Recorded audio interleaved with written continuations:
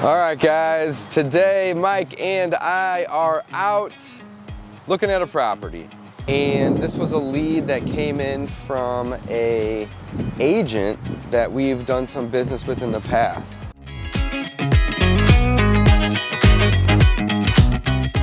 All right, guys, today Mike and I are out looking at a property. So we actually own one on this street. It's probably about 20 or 25 houses down that way. And this was a lead that came in from an agent that we've done some business with in the past. So it's an off-market lead. They're trying to get a certain number for this property. And we're out here today just to kind of walk the property and see if that number that we offer is close enough to what they're looking to get. And if so, we can buy it. If not, they say they're gonna list it. So today we're just kind of gonna be doing a quick walkthrough of the property to analyze what we think our offer should be. That's where we're starting. So did you get us access? Lockbox is open. So it's a Supra. This was from an agent, referral friend. This is pre-MLS. You say that already? Yep. So again, we're just here to walk it and figure out what we think it needs. Figure out if we can buy this one. One bar. Yeah, I got one bar too, man. Cloudy today too, so Dave's gonna pull up the value in prop stream. LYNN. LYNN space Haven. Here it is. All right, so in prop stream, before we even walk inside, guys, we're looking at a 134,000. 134,000 is the estimated value. This property, according to PropStream, is a 3-bedroom, 1-bath, and it's just under 1,200 square foot. So 3-1, just under 1,200 square foot. I'd imagine it has a basement because our one that we own 20 doors down. Full basement, partial. Has a basement as well. Partially finished. Partially finished. Let's check out the inside, and then we'll take a look and see what we think the repairs are. So it's got vinyl siding. It's got faux brick on that side. Ooh, we got a dog over here. Next door. You got soffit, which is nice. You don't have to mess with that. The roof, however. When we're pulling up, it looked like it has been there a while. Yeah, the roof. Hi, sweetie. Hard to see. Yeah, you know, the roof is hard to tell. I would say it's probably in its second half. So you can maybe keep it as a rental for a couple years. Most likely we'll want to fix that though. We'll see. Let's walk around the back. All right, backyard. Not very big, but that's just common in this area. You do have some concrete kind of going. Yeah, so that to a probably, pad. that used to be a door, I bet. Just based on the fact Oh there's a yeah, step you're there. right. That did used to be a door right there. So that back door needs to be replaced. The condenser's old enough, it needs to be replaced. Okay. And you've got some damage to the siding underneath the power line. Yeah, underneath the power lines, the shed's gonna have to be removed. Shed's gotta go. So you got a little bit of work out here. And 130, Mike, do you think that that's something that we would get appraised for? I do. If we put a decent amount of money into this I actually think it might be a little higher. I think PropStream, if we dig into the comps, we're gonna see that it's actually a little bit higher. Look how old these windows are.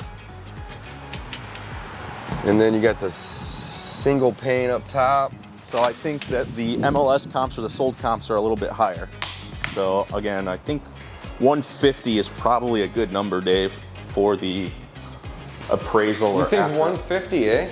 Yeah, so if you dig, again, PropStream's great, and it's better than Zillow. Like, it is really good at coming up with their, I'm not gonna call it Zestimate, but their estimate of value. Their estimated value. But you gotta dig in sometimes. And this is one I would wanna dig in, because I do think that the average is gonna be higher. Now, the agent called me and had mentioned that they sanded the floors and then somebody did a number on it, and they sure did. So this is not, I mean, it's not great. Yeah, I mean, we wouldn't even try to fix these, right? We would just try to go over the top. I mean, Probably throw some vinyl over the top. This looks pretty bad, man. Look at this. They like tried to sand and stain, but the stain is very uneven. Yeah. I mean, you can see the... And it needs to be sealed still anyway. Yeah. I mean, you need the... Geez, look at it in the closet. They just didn't even try. I know, they didn't even try. Yeah, just gave up. Yeah, so then it's not.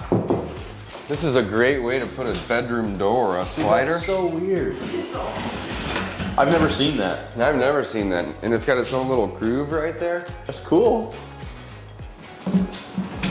You want me to come over and install this in your bedroom? No. Absolutely not. All right, 1 bedroom, 2 bedroom, 3 bedroom, and a bath. The bath might be the nicest room in the house, which is the rarest thing ever. So for a rental, we could glaze this tub, we'll keep this around. The flooring in here doesn't look terrible, the vanity's new, the toilet looks new. They need to do some paint still. The walls are kind of beat up in here, so it's gonna need paint. I'd like to do windows here just because they're old as hell in all of the rooms. 3 bedroom, 1 bath though, not too bad. You do have an attic fan. So, Mike, we did one like this in the past where we turned this into a bedroom. Where they had this center wall right here like this. I mean, it's gonna be kind of difficult to do. Yeah, so this used to be the garage. So this was a converted garage. There's no garage at all here, is there? Right. Okay. So, I mean, our vehicle's parked right in front of this. Okay, that makes sense. Which is okay. But I kind of see what you're saying, Dave. I do think that a better use. You think that there's concrete underneath this? I think that they built it up. Yeah. Because if you look at the car's down about 2 feet. Yeah. So all they did is extended rafters out. Okay. What are they called? Yeah, the floor. Floor joists or whatever the heck they're called. And then put a subfloor on top, put this floor on top of it. So what I would say is this looks to me like a bedroom potential. And I don't think I would do the door there. I think I'd do it there because I want a bigger living or dining area. So you just put a wall straight across and then stick a door right where there's a hole? Here. Small bedroom. Oh, small, okay. I mean, again, you could go right here. I mean, and you could maybe put the door right here. But I don't know if that adds much to the side. Well, maybe it does. It's tiny, man. Every Either way, it's gonna be tiny, and it's whether or not that's gonna significantly cut into this space. I don't think it would. I think we put a bedroom in here. Because this is sure. it's a good size. It's going to increase the rent. It's going to increase the ARV too. I love this. So this is a good sized living room too. Yeah, that's a great size living room. You know what I'm saying? So they don't need a ton of extra living space. So this is their formal dining room. I say you just put the wall where the wall's already at. Just finish the wall, Mike. Yeah, just to right. You already have the beam, right? Because you already got an opening for the kitchen over there. Correct, and you already have an opening for your Oh, you're bedroom. saying go all the way to here. You need one wall, it's straight across. No, you don't even need any outlets or anything, just a wall. And then you stick a door where there's a door hole. There's already a door hole. Perfect. And then this one's already got a door hole, you don't need a door there. But then when they come in, this wall will go straight across. So we're gonna need to demo this brick and make this clean all the way down. But now you have a kitchen with an eat-in family dining room. Okay, really. so the reason why Dave is smart and why that one wall makes the most sense, that's cheap. So to put a straight wall in is no electric either. It's very inexpensive. Just framing that out and slapping some drywall up. I mean, not very inexpensive, but it's the most cost-effective way. This is soft. So I love that. Yes, you're probably gonna have to replace some of that. Yeah. So now we've got a 4-bedroom, 1 bath, which is very cool. Look at this. Oh well. So we need appliances. You're gonna have a big blocker fridge right here. But see, this is a decent sized room now. And you can make that a farm. And you could make this a closet. We're gonna need to demo some of this out. Didn't even mention that, but I like it. But it's The not other a bad- great- it's not the a other bad great area. thing- Okay, so the fridge was probably right here, which would be a big blocker when you're walking in. But now if we've got a wall right there, you can have your oven here, stick the fridge on this side so it's not cramping up that whole kitchen area. Love it. Let's keep going. Okay. So we can make it a 4, but that's gonna add a little cost though. It's gonna add a lot of cost. It's all right. It makes the most sense. Back door was open.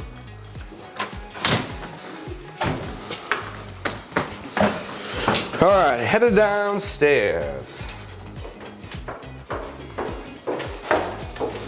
What you got over here? This wall's crooked.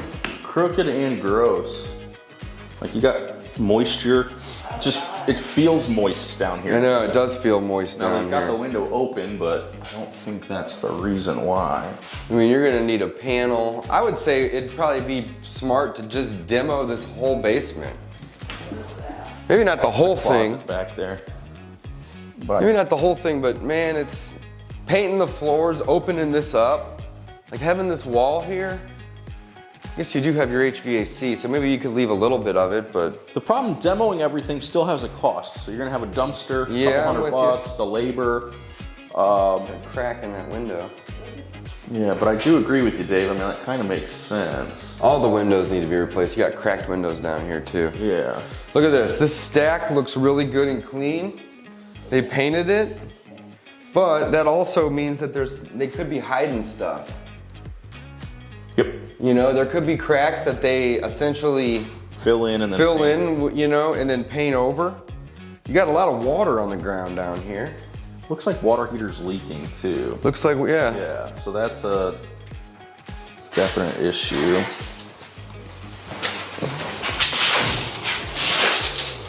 And that condenser outside was really old. I'm guessing this is This pretty is damn really old, too. man. Look at this. It's all rusted and stuff. Yeah, so we need an Got barnacles on it. HVAC. So you're gonna need an HVAC and a water heater, Mike. This water heater looks like it's older than me. All right. Dripping right there too, see?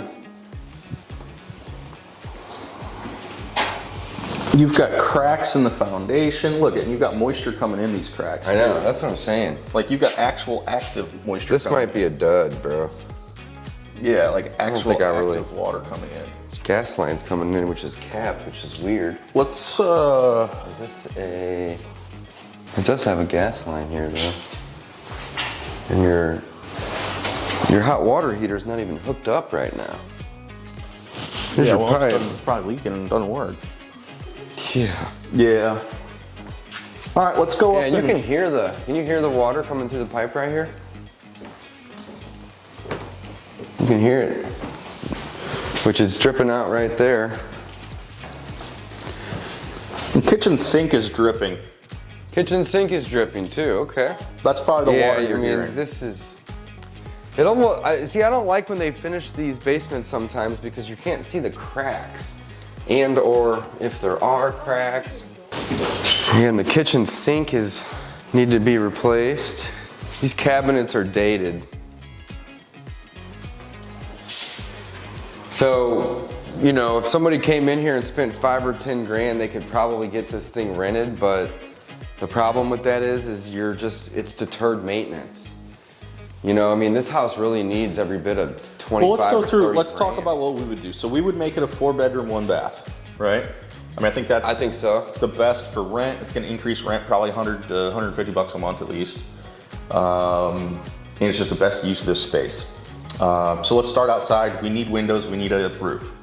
So 4,000 roof, 4,000 windows ish. Call it 8,000. We need flooring throughout.